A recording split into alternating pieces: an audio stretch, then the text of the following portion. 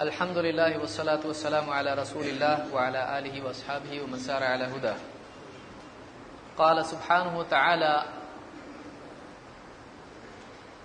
وما أرسلناك إلا رحمة للعالمين.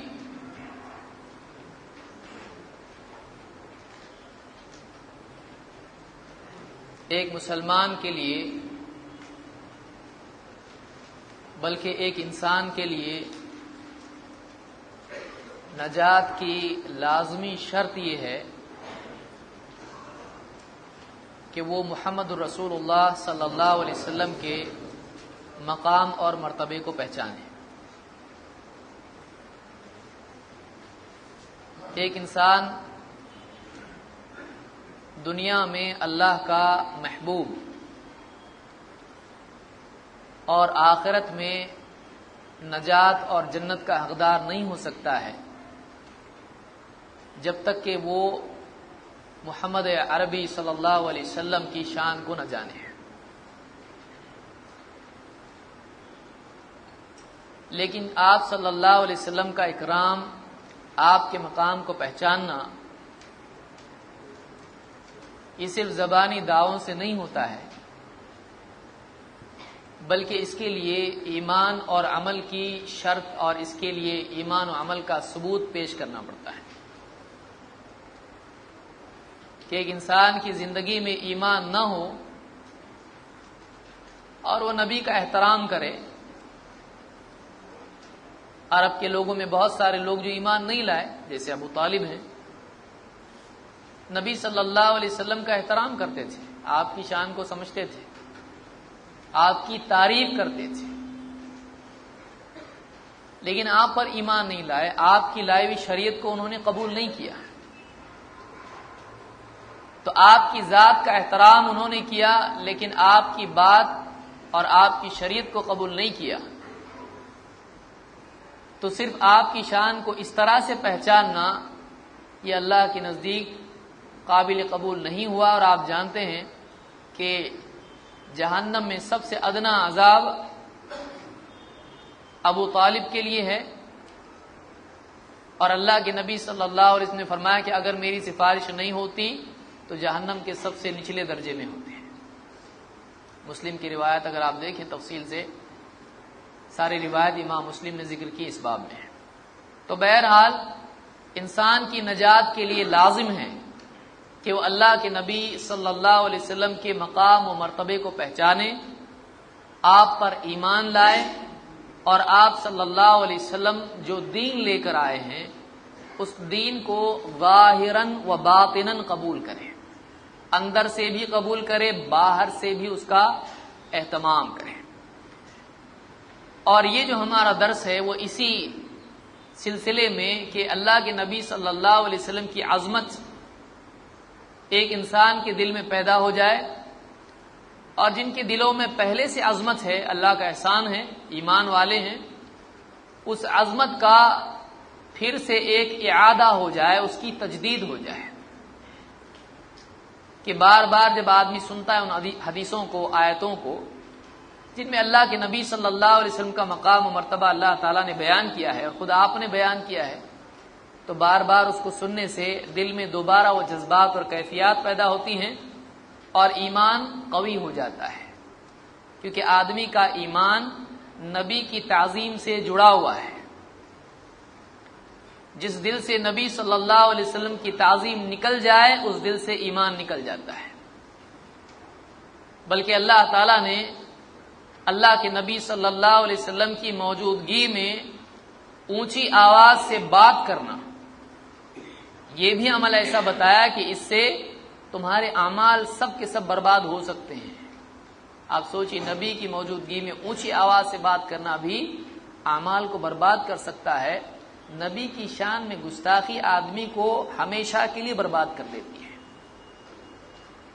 اس لیے ہمارا عقیدہ یہ ہے کہ آدمی مومن ہو ہی نہیں سکتا ہے جب تک کہ واقعی وہ اللہ کے نبی صلی اللہ علیہ وسلم کی عظمت کا اقرار نہ کرے، اور جب تک کہ وہ آپ پر ویسا ایمان نہ لائے جیسا صحابہ ایمان لاتے تھے. تو بہرحال ایک لمبی گفتگو ہے.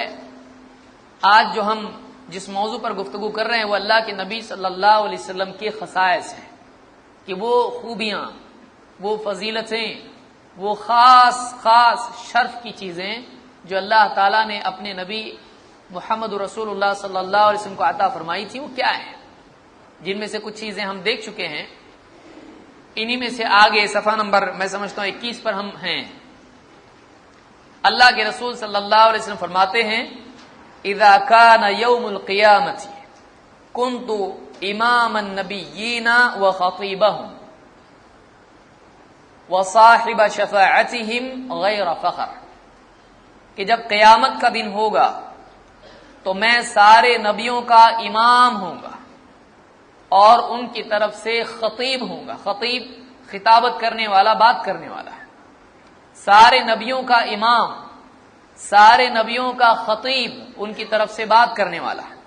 وصاحب شفاعتہم، یہاں پر شفاعتہم یہاں پر اہم ہے، ورنہ شفاعت تو انبیاء بھی کریں گے اور شہداء بھی کریں گے، صالحین بھی کریں گے، جتنے صدیقین بھی کریں گے. اللہ کے ہم شفاعت کو ماننے والے لوگ ہیں کہ اللہ کے نیک بندے جن کو اللہ تعالی شفاعت کا موقع دے گا وہ دوسرے بندوں کی سفارش کریں گے. ہم یہ مانتے ہیں. بہت سارے لوگوں کو شبہ ہے، ہم سفارش کو مانتے ہی نہیں، لیکن ہم یہ مانتے ہیں کہ اللہ تعالی جس کو سفارش کرنے کا حکم دے گا، اجازت دے گا، وہی سفارش کرے گا. اور اللہ تعالی سفارش جس کے بارے میں کرنے کی اجازت دے گا اسی کے بارے میں سفارش ہو سکتی ہے. اور یہ کہ جو انسان توحید پر مرا ہو اسی کی سفارش ہوگی، اس کے سوا کسی کی نہیں. تو یہاں پر اللہ کے نبی صلی اللہ علیہ وسلم فرماتے ہیں کہ وہ صاحب شفاعتہم، یہاں ایک خصوصی شفاعت کا ذکر ہے، عام شفاعت نہیں ہے کہ ان نبیوں کی طرف سے سفارشی، کہ سارے نبی مل کر سفارش کے بارے میں جب خود سفارش کرنے سے ڈر رہے ہوں گے. نوح علیہ السلام ڈریں گے، موسیٰ علیہ السلام ڈریں گے، ابراہیم علیہ السلام ڈریں گے، بڑے بڑے رسول ہیں یہ. عیسیٰ علیہ السلام ڈریں گے. کوئی بھی اللہ تعالیٰ سے سفارش کرنے کے لیے آگے نہیں بڑھے گا، گھبرا رہا ہوگا. اس وقت میں ان سب نبیوں کی طرف سے سفارش کرنے کے لیے اگر کوئی آگے بڑھے گا تو وہ کون ہوگا؟ محمد عربی صلی اللہ علیہ وسلم. اسی لیے آپ نے فرمایا کہ میں نبیوں کا امام، نبیوں کی طرف سے بات کرنے والا اور نبیوں کی طرف سے سفارش کرنے والا قیامت کے دن ہوں گا. غیر فخر، مجھ کو اس پہ کوئی فخر نہیں ہے، مجھ کو اس میں کوئی فخر نہیں، کیونکہ اللہ کے نبی صلی اللہ علیہ وسلم کی اتنی شان اونچی ہے کہ آپ کی شان میں یہ بھی داخل ہے کہ اتنا اونچا ہونے کے باوجود آپ بڑے تواضع والے تھے. یہ بھی ایک فخر کی چیز کہہ سکتے ہیں کہ نعوذ باللہ اللہ کے نبی صلی اللہ علیہ وسلم دوسروں کی طرح نہیں تھے کہ اگر کوئی چیز ایسی ہو کہ خوبی مل جائے، ذرا سی آدھی بھی مل جائے تو آدمی فوراً فخر میں آ جاتا ہے. اللہ کے نبی صلی اللہ علیہ وسلم اتنی شان والے ہونے کے باوجود آپ بڑے تواضع والے تھے کہ آپ کو بادشاہت اور بندہ دونوں میں سے چننے کا موقع اللہ نے دیا تو آپ نے بندگی کو چنا کہ اللہ کا شکر گزار بندہ بن کے آپ رہیں. تو یہ اللہ کے نبی صلی اللہ علیہ وسلم کی شان ہے. قیامت کے دن آپ سارے نبیوں کے سردار، ان کے خطیب اور ان کی طرف سے سفارش کرنے والے ہوں گے. اس کو امام احمد، ترمذی، ابن ماجہ اور حاکم نے روایت کیا ہے.